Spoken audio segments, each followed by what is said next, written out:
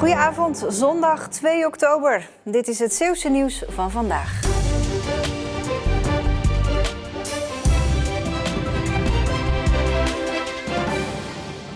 Een gewone vinvis spoelde vanochtend aan op de dijk bij Westkapelle. Het dier dreef eerder al dood in de zee bij België.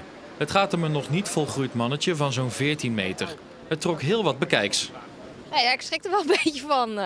Ik denk dan, hoe kan dit gebeuren? Dus het ziet er wel zielig uit. Heeft u hem al geroken? Ik ben er omheen gelopen. We staan niet voor niks aan deze kant nu, hè? Het dier heet dan misschien gewone vinvis, maar die naam bedriegt een beetje. Dat de dieren hier zwemmen en aanspoelen is juist erg bijzonder. Het is inderdaad bijzonder. Volgens mij kan ik me herinneren dat ik in 2014... hebben we ook een vinvis in de haven van de Sloehaven van Vlissingen. En ook nog eentje in Terneuzen, maar die was op een bult van een schip meegekomen.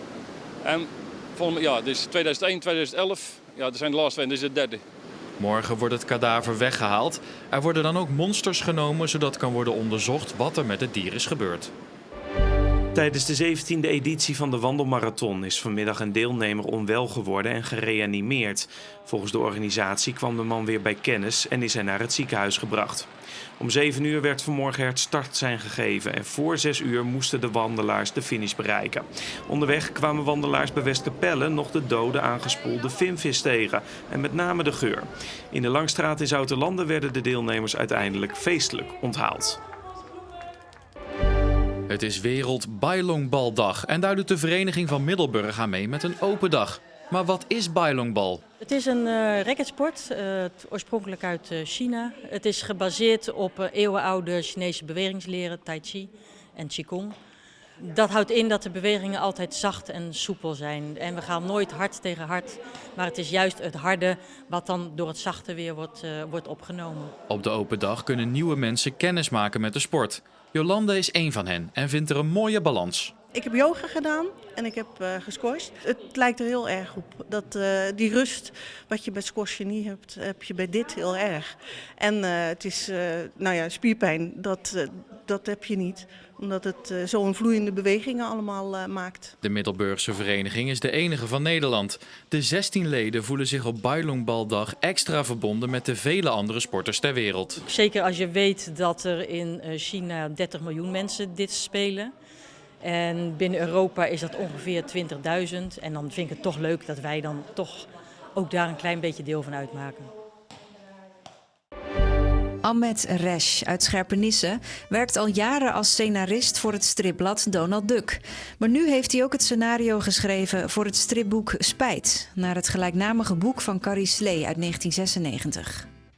Ik heb haar gewoon een mail gestuurd. Ik ben naar haar website gegaan en contactformulier ingevuld.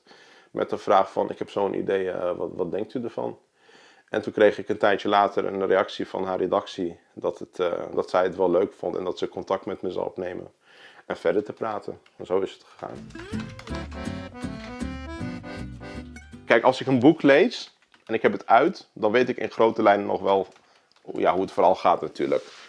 En dan haal ik die grote lijnen voor ogen en dan maak ik daar een scenario van. Dus het boek eerst uitlezen en daarna grote lijnen voor de geest halen. En dan kun je van daaruit kun je een eigen verhaallijn creëren. Met als basis natuurlijk het echte verhaal. Dus ik heb er niks aan veranderd of zo. Ik ben heel erg tevreden. Het is een heel mooi boek geworden. Ik mocht met Carrie Slee samenwerken en dat is voor mij gewoon een mijlpaal in mijn carrière. Kijkdag in de Oostkerk in Middelburg. Volgende week worden deze werken geveild. De opbrengst is bestemd voor het nieuwe concertvleugel voor de Zeeuwse Concertzaal. En er is heel wat ingebracht. Ja, we hebben 40 kavels. Dat is echt boven verwachting eigenlijk, maar wel heel fijn. Enthousiasme van mensen die hier geboden hebben of die hebben aangeboden is heel groot.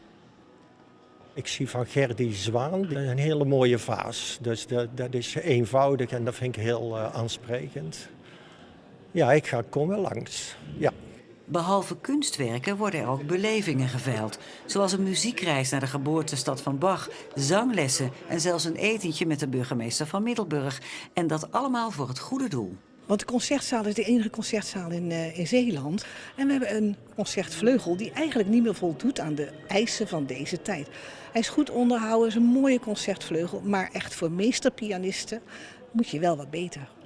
De veiling is vrijdag 7 oktober in de Zeeuwse Concertzaal. Pieter Ongena blijft interim-trainer bij Hoek totdat de club een nieuwe hoofdtrainer heeft gevonden. Vrijdag stapte Björn de Never per direct op bij de Zeeuws-Vlaamse derde divisionist omdat hij te weinig steun voelt binnen de vereniging. Ik zit hier nu zo'n 25 jaar bij die club verbonden in allerlei functies. En ik moet zeggen, ik heb het al erg meegemaakt, maar nu is het wel echt erg. Als je kijkt dat na een x-aantal maanden weer een trainer op moet stappen, na een korte tijd dat ook de vorige trainers opgestapt zijn. Ja, dat is gewoon heel triest. De Never werd in mei aangesteld bij Hoek als 5e trainer van het toenmalige seizoen. Donderdag liep een conflict dusdanig hoog op dat stoppen voor hem de enige optie was. Ik schaar mij ook volledig achter Björn zijn keuze. Ik heb daar ook enorm veel respect voor, omdat het bij hem over hoe ga ik om met mensen gaan. Gisteren won Hoek weliswaar met 2-1 van VVOG, maar na afloop ging het vooral over de zoveelste trainerswissel. Het is een jammere keuze, maar we moeten door en hopelijk komt er een trainer die vol goede moed en een mooie voetbalvisie heeft, dat wij hier nog een mooi seizoen kunnen maken. Pieter Ongena blijft voorlopig aan als interim-trainer, maar zodra er een opvolger is, vertrekt ook hij bij Hoek. En er is vandaag natuurlijk ook weer een nieuwe Omroep Zeeland Sport. En daarvoor gaan we naar Stefan Nijpjes. Ja, zometeen in Omroep Zeeland Sport veel aandacht voor de kustmarathon. Een terugblik op met name de mannenwedstrijd met de verrassende winnaar Danny Huibrechtse uit Westkapelle. Daarnaast is er aandacht voor Hoek tegen VVOG in de derde divisie van het amateurvoetbal. Graag tot straks. Het was allemaal minder zonnig dan gisteren, want vannacht raakte het bewolkt. En tot in de ochtend vielen vooral in Zuid-Beveland en op Tolen een paar redelijke buien. Het was ook vochtig met windkracht 2 tot 4 in de middag.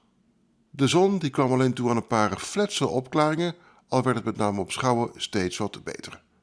Het wordt ook helder vannacht en de wind neemt landinwaarts veraf. Er is er ook kans op mistbanken met minimumtemperaturen van 7 tot 12 graden. En morgen, dat is een mooie dag voor het begin van de week, want het is vrij zonnig met een beetje hoge bewolking en een paar stapelwolken. De wind draait naar het zuidwesten en wordt zwak tot matig. Maximumtemperatuur 17 à 18 graden. Kijken we naar dinsdag tot donderdag. Dinsdag en woensdag zijn zachte dagen voor begin oktober. Dinsdag wordt het gemiddeld 19 graden en op woensdag op de meeste plaatsen 20 graden of iets meer.